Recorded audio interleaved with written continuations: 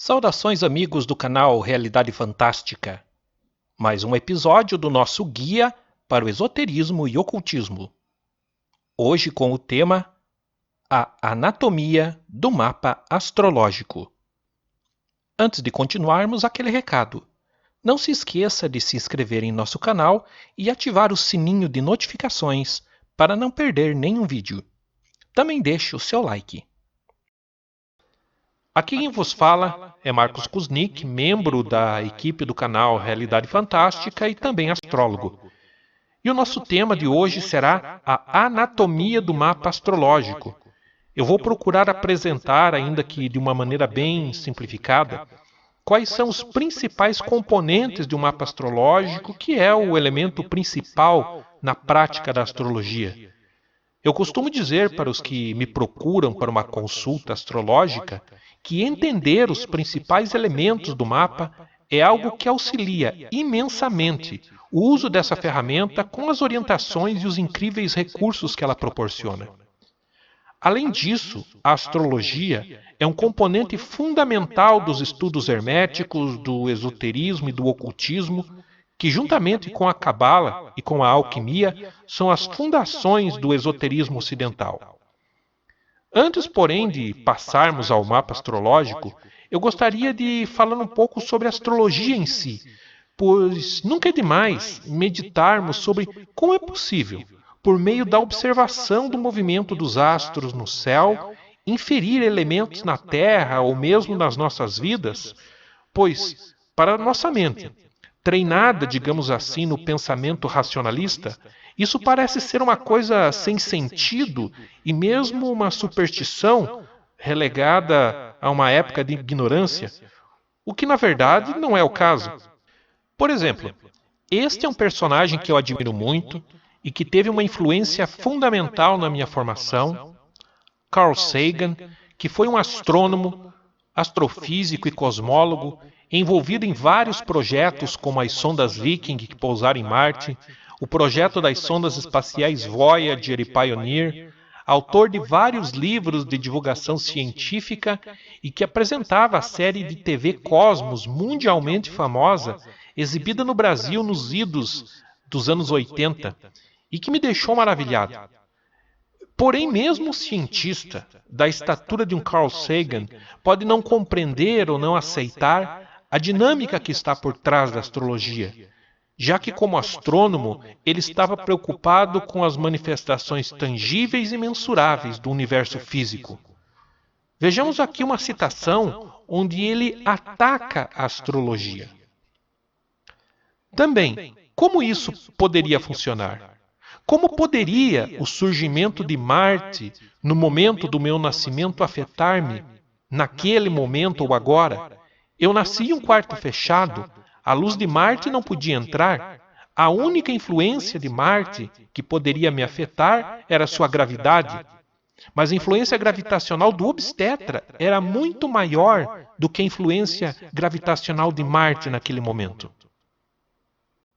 Ok, eu concordo com o Carl Sagan a partir deste ponto de vista, até porque essa discussão entre astrônomos e astrólogos é para mim um falso problema.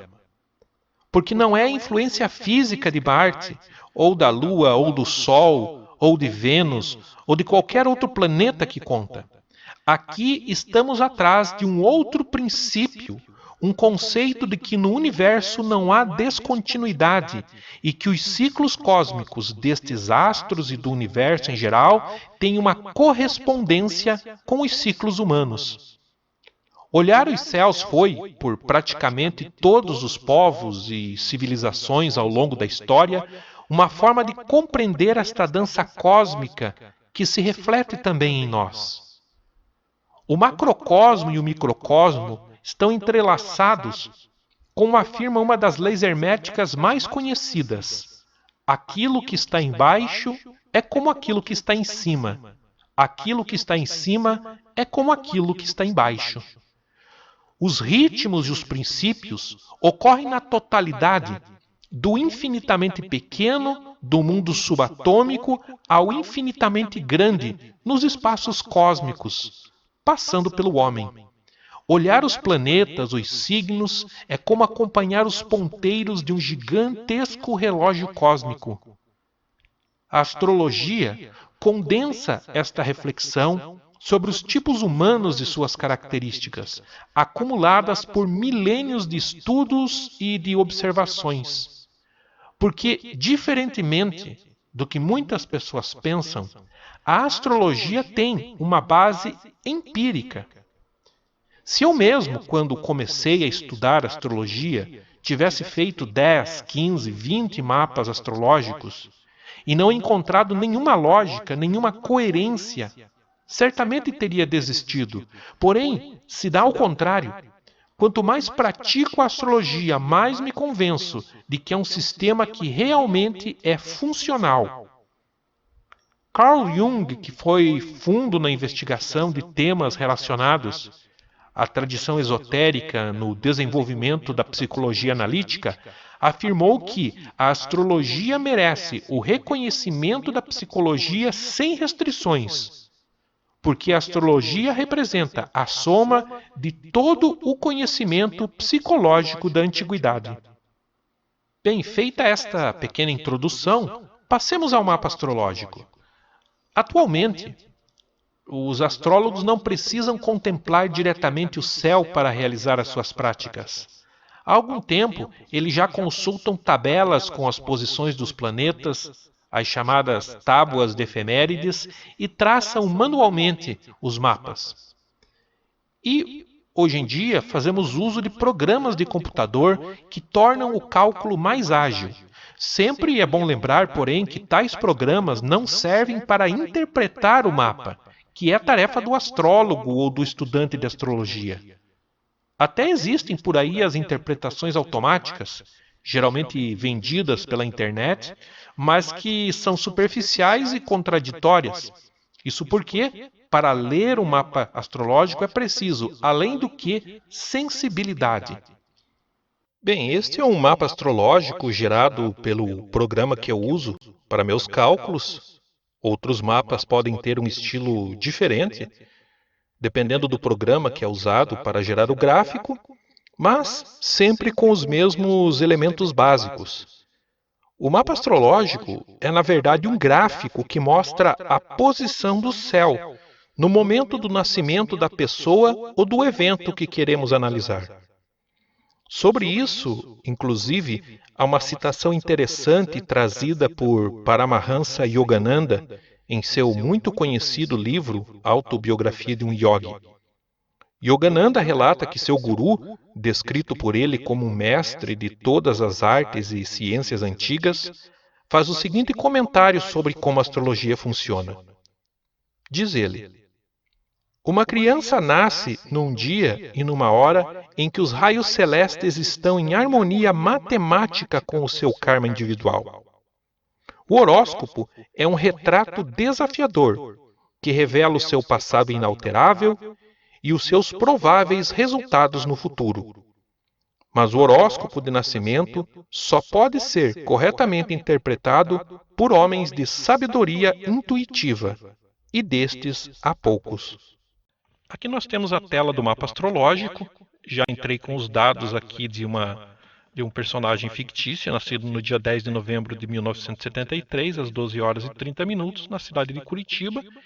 E o programa já efetua todos os cálculos astronômicos, astrológicos, enfim, posicionando os signos, os planetas e as casas astrológicas. O gráfico, ele mostra essa linha aqui como se fosse a linha do chão. Aqui é como se fosse 6 horas da manhã, meio-dia, 6 horas da tarde, e essa aqui é a parte do fundo do céu, aquela que não está visível durante o dia. Como nosso personagem aqui nasceu meio-dia e meia, então o Sol está próximo do meio do céu. Nós temos os signos: Áries, Touro, Gêmeos, Câncer, Leão, Virgem, Libra, Escorpião, Sagitário, Capricórnio, Aquário e Peixes. Lembrando que todo esse conjunto aqui ele gira a uma velocidade de 15 graus por hora, dando uma volta completa, portanto em 24 horas, carregando consigo todos os planetas aqui do firmamento. Daí a necessidade de termos um horário muito aproximado para que possamos fazer um cálculo astrológico correto. Os signos, eles representam tipos ideais, são arquétipos. Então, nós não temos apenas um signo, nós temos os 12 signos, porque em alguma área da nossa vida, aquele comportamento, aquele arquétipo daquele signo, ele se manifesta. Claro que em um mapa, alguns signos vão estar mais ativos que o outro. Assim, uma pessoa pode ser mais tipicamente escorpiana, mais tipicamente libriana, mais tipicamente leonina, dependendo de como o mapa está configurado. Aqui nós temos os planetas, que são como se fossem faculdades da alma. O Sol e a Lua não são planetas, Plutão também não é considerado, mas na astrologia nós chamamos de planeta. Temos o Sol, que representa aí o nosso ego reencarnante, principalmente a Lua, que são nossos instintos mais básicos, as nossas emoções, como nós reagimos emocionalmente, como nos sentimos confortável emocionalmente. Mercúrio, que está associado principalmente ao nosso pensamento concreto, à fala, à escrita, às nossas formas de expressão. Vênus, associado à forma de gostar, como nós somos gostados, como nós somos amados. Marte, que demonstra muito da nossa energia, do nosso ímpeto, da forma como nós lideramos, enfrentamos as coisas. Júpiter, que é um ponto de crescimento, de expansão, mas que muitas vezes também pode representar excessos. Saturno, tão temido por algumas pessoas do mapa astrológico, mas que apresenta um ponto de conexão com o mundo concreto. Algumas pessoas dizem, poxa, Saturno é o capataz do zodíaco, mas ele vem nos ensinar as lições muito concretas, e geralmente onde nós temos Saturno no mapa, ali implica algum tipo de segurança e um trabalho que nós temos que desenvolver no sentido de nos reconectarmos com essa realidade. Temos Urano, que representa a rebelião, a transformação, onde nós somos diferentes, inovadores, onde muitas vezes somos até considerados excêntricos. Netuno, que às vezes mostra onde nós somos enganados e onde nós também enganamos, onde aquelas coisas efetivamente não estão muito claras, mas tudo depende, claro, de uma configuração no mapa. Plutão, que representa a profundidade, a obsessão. Plutão pode ser um planeta muito pequeno, não é nem considerado um planeta, mas no mapa é uma verdadeira bomba atômica. E também temos esses espaços aqui colocados no mapa, que são as casas astrológicas. Então imagine que você está na torre de um castelo e que existem 12 janelas que dão para 12 paisagens diferentes da sua vida. Então aqui nós temos a primeira casa astrológica, que é a casa justamente onde entra o signo ascendente, que representa a forma como nós parecemos, é a casa dos começos, também mostra como nós começamos as coisas. A segunda casa astrológica, que é ligada à nossa liberdade pessoal, também é ligada ao dinheiro, a forma como nós fazemos o nosso dinheiro. A terceira casa astrológica, associada à nossa mente concreta, à nossa mente racional, também aos irmãos, às pequenas viagens. A quarta casa, que tem relação com o nosso lar ancestral, com o nosso passado, como é a nossa casa. A quinta casa, relação com a diversão, com a sexualidade, com filhos, com os nossos filhos intelectuais, a nossa criatividade, enfim. A sexta casa, que descreve o nosso cotidiano, como nós arrumamos as coisas no nosso dia a dia, também o trabalho, a saúde física.